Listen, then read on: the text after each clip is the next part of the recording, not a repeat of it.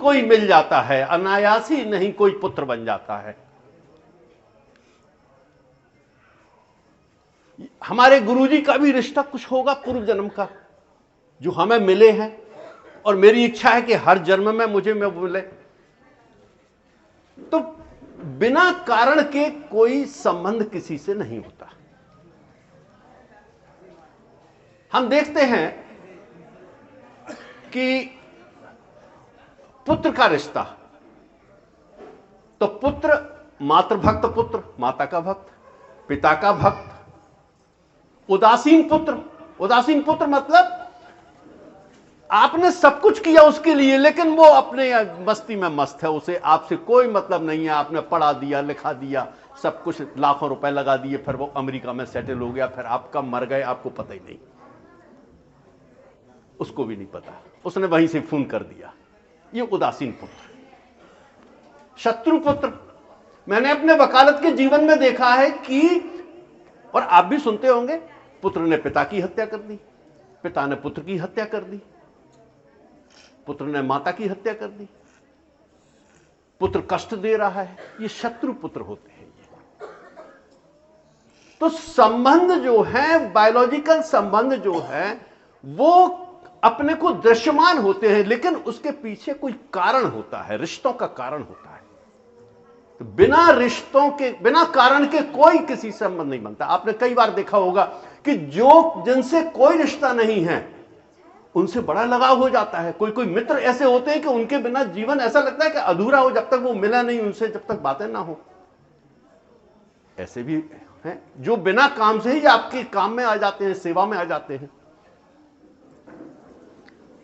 तो पुनर्जन्म पहली बात तो होता है, ये अटल सत्य है कि पुनर्जन्म होता है, और पुनर्जन्म की मान्यता सिर्फ हिंदुओं में है। मुसलमान नहीं मानते और ईसाई भी नहीं मानते पुनर्जन्म के बारे में, परंतु उनके मानने और नहीं मानने से कोई अंतर नहीं पड़ता, क्योंकि ईश्वर के विधान को तो कोई बदल ही नहीं सकता। होता है पुनर्जन्म तो होता है। अब मैं आपको कुछ प्रसंग बताना चाहूंगा, कुछ लोगों को ज्ञात भी होगा। एक विश्व प्रसिद्ध राइटर रहे हैं डॉक्टर ब्रेनवीस। डॉक्टर ब्रेनवीस अमेरिका के बहुत बड़े डॉक्टर थे, और वो साइकियाट्रिस्ट थे।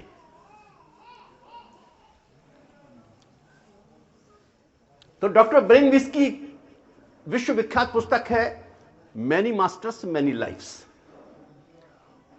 उस पुस्तक में यह बताया गया, क्योंकि वो कैथोलिक ईसाई थे, वो उस पुनर्जन्म को नहीं मानते थे, लेकिन वो किसी की बीमारी का इलाज जब मेडिकल साइंस से नहीं हो पा रहा है और दवाइयों से नहीं हो पा रहा है, तो वो उस बीमारी का पता लगाने के लिए हिप्नोसिस के माध्यम से उस मरीज को पूर्व जन्म में ले जाते थे कि कारण क्या है।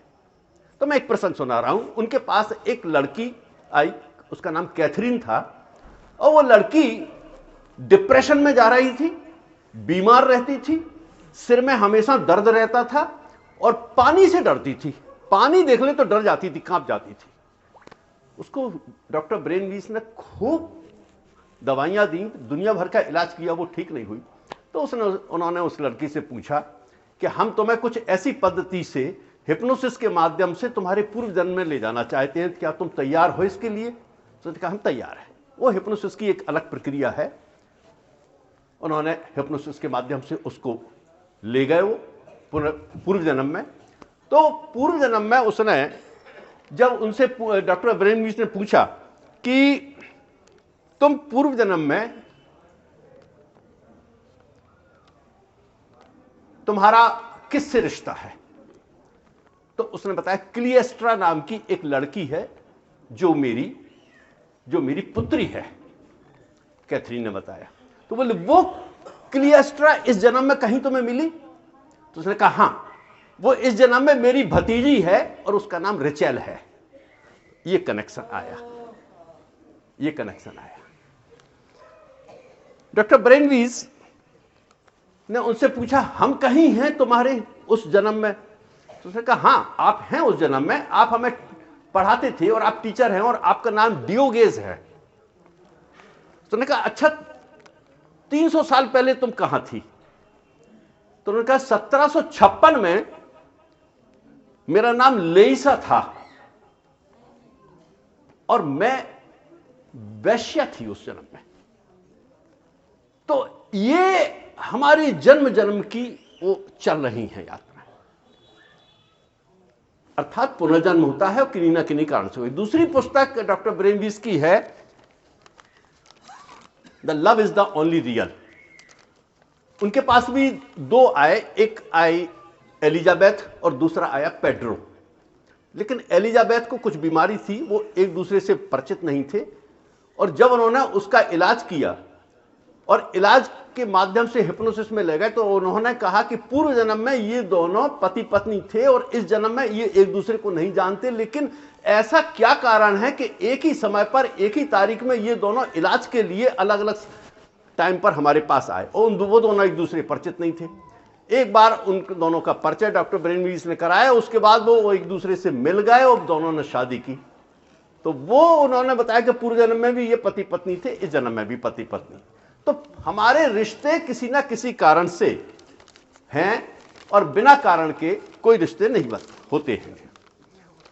देखिए, मैं एक और बात बताना चाहता हूं।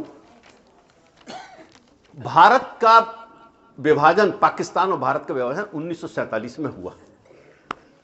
ये प्रसंग मैंने गीता प्रेस गोरखपुर से परलोक एवं पुनर्जन्म के नाम से एक पुस्तक है, वो ग्रंथ से मैंने लिया है, और उसमें यह लिखा था, जो मैंने अपनी पुस्तक में भी लिखा है, कि भारत विभाजन के समय मेरठ में एक इकराम अली नाम के व्यक्ति रहते थे। उनके दो पुत्र थे, एक पुत्र पाकिस्तान चला गया और दूसरा पुत्र मोहम्मद फारूक भारत में मेरठ में रह गया। मोहम्मद फारूक की मृत्यु 1954 में हो गई। 1954 में मृत्यु होने के बाद बात खत्म हो गई।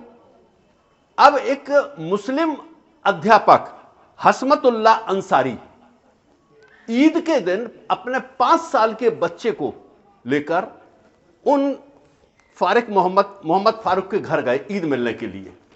जैसे ही वो बच्चा वहां उनके यहां पहुंचा तो उसने कहा, मैं तो इकराम अली के पास यहां पहुंचा, क्योंकि मोहम्मद फारूक तो मर गया था। इकराम अली के यहां पहुंचा तो बोले, मैं तो यहां का लड़का हूं मोहम्मद फारूक, और ये मेरी बीवी है फातिमा, और उसने बताया तिजोरी में इतने रुपए रखे थे और यहां बंदूक थी और यहां रुपए थे, और उसने एक एक बातें बताई और अपनी पत्नी से उसने चर्चा करके उस बच्चे ने ये बताया, ऐसे बातें बताई कि जो केवल पत्नी को ही पता थी। तो पुनर्जन्म होता है और हमारे रिश्ते किन्हीं कारणों से होते हैं, ये शाश्वत होते हैं, परंतु हम ये मान लेते हैं कि केवल इस शरीर से हमारे जो लोग जुड़े हुए हैं, इस शरीर से हमारे जो से संबंध है, उन्हीं को केवल हम मानते हैं। नहीं, ऐसा नहीं है। हमारे जीवन में बहुत अच्छे लोग आते हैं, बुरे लोग भी आते हैं। आपने अक्सर देखा होगा, हम लोगों का एक आभा मंडल होता है।